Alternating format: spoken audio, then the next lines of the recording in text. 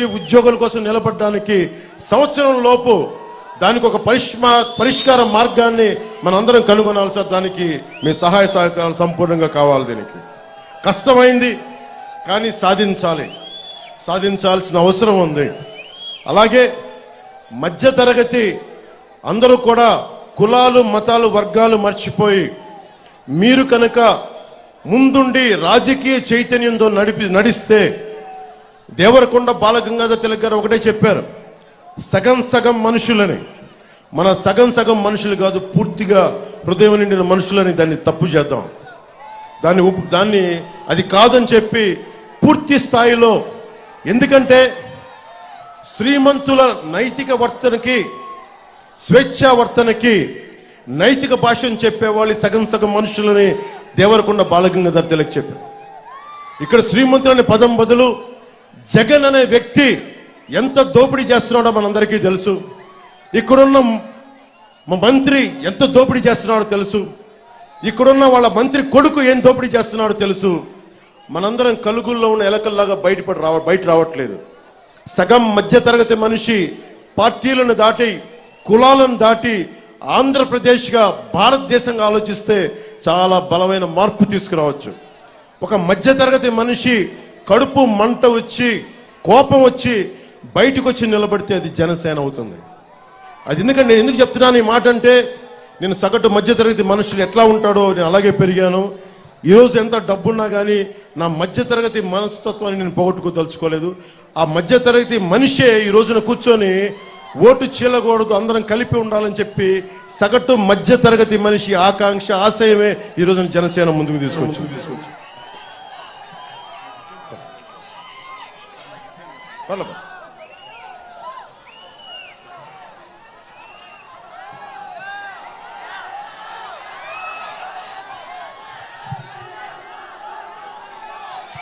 మీ అందరికీ కూడా మంచి రోజులు ఉన్నాయి. క్రోధినామ ఉగాది సంవత్సరం నిన్నే జరుపుకున్నాం. మీ అందరికీ నేను ముందుండి చెప్తున్నాను, మనకి దాదాపు 10 పథకాలు, మనది షణ్ముఖ వ్యూహం. చంద్రబాబు గారు చెప్పింది సూపర్ 6. వాటిలో 2 కామన్ పాయింట్స్ ఉండటం వల్ల అవి 10 మనం 2 పాయింట్స్ దాంట్లో ఉండటం వల్ల మొత్తం కలిపి 10 పాయింట్ ఫార్ములాగా ఆంధ్రప్రదేశ్కి కావాలి. పెట్టుబడులు రావాలి, ఉపాధి అవకాశాలు లభించాలి. ఆ దిశగా అడుగులేస్తా ఉన్నాం. రైతుకి కన్నీరు పెట్టండి. మన ఎర్రకాలువ సమస్య కానీ, ఎర్రకాలువ పూడికలు కానీ, రిపేర్లు కానీ, చిట్ట చివరకు ఉండే పంట పొలాలు కూడా నీరందేలాగా మేమందరం నిలబడాలంటే అరిమిల్లి రాధాకృష్ణ గారిని మనస్ఫూర్తిగా మీరు అభ్యర్థిగా గెలిపించండి. ఇది జనసేన నాయకులకి, కార్యకర్తలకి, ఆడపడుచులకి, వీర మహిళలకు కూడా నా ప్రత్యేకంగా నేను విజ్ఞాపన. దేనికి అంటే ఈ ఒక్కసారికి మనం ఖచ్చితంగా రాష్ట్ర ప్రజల పక్షం వహించాలని మనస్ఫూర్తిగా కోరుకుంటూ, అలాగే భూపతిరాజు శ్రీనివాస్ వర్మ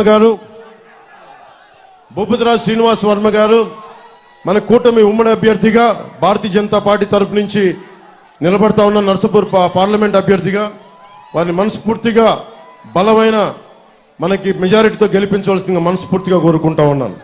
అలాగే ఈ సభకి వచ్చిన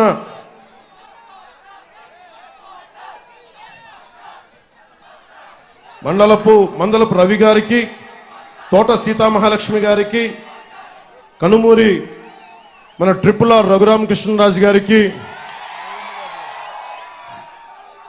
కొడుకులపూడి గోవింద్ చిన్నబాబు గారికి, అలాగే నార్ని తాతాజీ గారికి, శ్రీదేవి ఇమాంపూడి శ్రీదేవి గారికి, ముళ్ళపూడి వెంకట కృష్ణారావు గారికి, వీరందరికీ కూడా మనస్ఫూర్తిగా వారందరికీ నా హృదయపూర్వక ధన్యవాదాలు తెలియజేసుకుంటూ ఒక్క మాట చెప్తాం. Hello AP, hello AP, hello AP. వైసీపీని కుమ్మిక్కు మొత్తం చితగ్గొట్టి గోస్తి కలిపేద్దాం. జై జనసేన, జై కూటమి, జై టీడీపీ, జై బీజేపీ, జై జనసేన, జై హింద్. రా